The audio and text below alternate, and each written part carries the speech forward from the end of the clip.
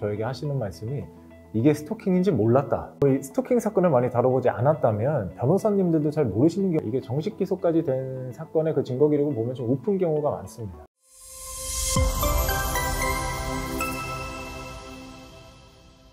안녕하세요. 형사전문 백준현 변호사입니다. 오늘은 스토킹에 관해서 다뤄보려고 하는데요. 일반인분들이 흔히 알고 있는 스토킹의 의미와 스토킹 처벌법에서 규정하는 스토킹의 그 의미의 괴리가 상당히 큽니다.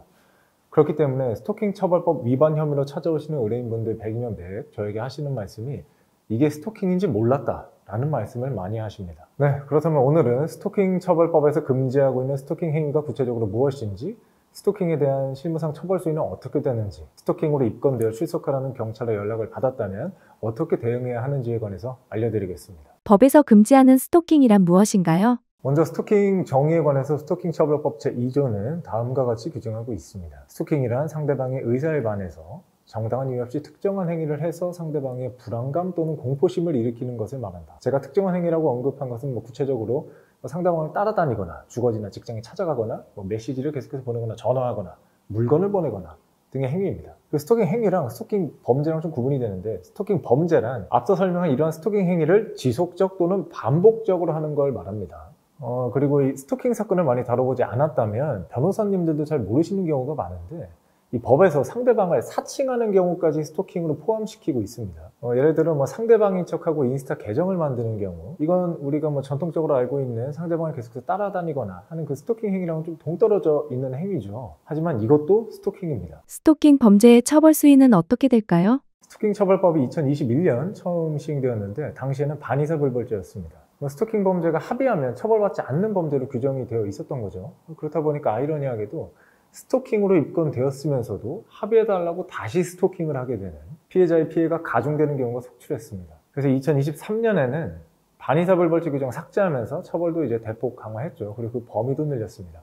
아마 스토킹으로 규정되는 행위의 범주는 계속해서 좀 확대될 것으로 예상이 됩니다. 스토킹 행위를 무겁게 처벌하는 이유가 스토킹 범죄가 이 중범죄의 시발점이 되는 경우가 많았기 때문인데요.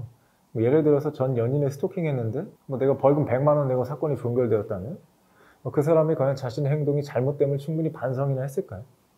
그렇기 때문에 스토킹 범죄는 피해자와 합의를 한 경우를 제외하고서는 정식 기소를 많이 합니다. 정식 기소되고 나서 찾아오시는 분들도 굉장히 많으신데요. 애초에 그 전화하고 메시지 보내는 게 스토킹이 몰랐다, 그리고 이 건으로 내가 정식 기소돼서 재판까지 갈지 몰랐다고 말씀하시는 분들이 많으십니다. 법에서 처벌하는 스토킹 범죄에 해당하는지 아닌지를 판단하는 기준은 어떻게 되나요? 앞서 설명드렸듯이 이제 법의 연역이 그렇게 길지 않습니다. 따라서 판례가 그렇게 많지 않은데요. 판례가 많지 않다는 건 그 범죄 행위의 유형별로 어떤 특별한 기준이 정해져 있지 않다는 걸 뜻하기도 합니다. 그렇다 보니까 아직 이것이 스토킹에 해당하는지 아닌지에 관해서 다투어지는 부분이 많은데요. 몇 년 전에는 이제 부재중 통화가 찍히게 한 것이 과연 스토킹이냐 아니냐로 이제 대법원까지 갔었죠. 결국은 스토킹에 해당한다라고 해서 현재는 법이 개정됐습니다. 그리고 피해자만 볼 수 있게 멀티 프로필을 계속해서 변경하는 경우도 스토킹인지 아닌지에 관해서 이제 다투어졌는데, 판례는 그런 메시지를 확인하기 위해서는 그 피해자의 어떤 자기적인 행동이 필요하기 때문에 아직까지 스토킹이 아니라고 판시를 했는데, 앞으로는 또 어떻게 바뀔지 모르죠. 자, 스토킹에 해당하기 위해서는 상대방의 의사에 일단 반해야 됩니다. 그리고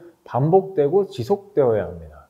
상대방이 그러한 행위로 공포감 또는 불안감도 일으켜야 돼요. 근데 실무에서는 아무래도 그 전 연인 관계에서 주로 발생하다 보니까 이게 정식 기소까지 된 사건의 그 증거 기록을 보면 좀 우픈 경우가 많습니다. 보통 이제 자기 연락 좀 받아달라면 좀 떼를 쓰거나 귀엽거나 좀 우스꽝스러운 이모티콘을 계속해서 보내거나, 그런 증거 기록을 보면 과연 이걸로 정말 공포심이나 불안감이 느껴질까 의구심이 드는 경우가 많아요. 그리고 또 지속성, 반복성의 개념의 기준에 관해서도 명확하지가 않습니다. 2번 전화했다면 그건 지속적인 걸까요? 3번이면? 4회라면 어느 정도 반복성이 있어 보이는데, 근데 그 4회가 간격이 한 달 간격이라면, 이것처럼 기소되는 건들을 보면 스토킹인지 아닌지에 관해서 법리적으로 다투어 보여야 할 사례들이 많이 존재합니다. 그렇기 때문에 스토킹 범죄를 많이 다뤄본 변호사의 도움이 반드시 필요하죠. 스토킹으로 입건되어 출석하라는 경찰의 연락을 받았다면 어떻게 대응해야 할까요?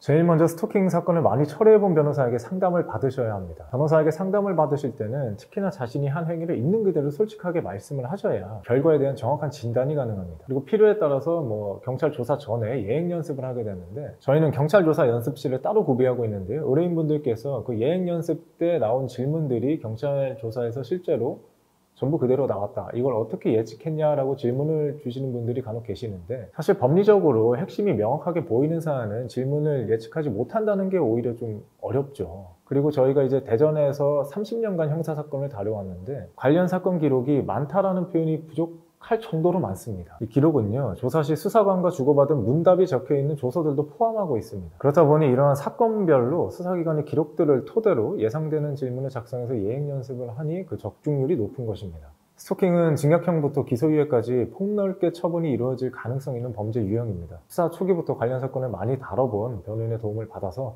현 상황에서 받아낼 수 있는 최선의 결과를 받아내시는 게 가장 현명한 판단입니다.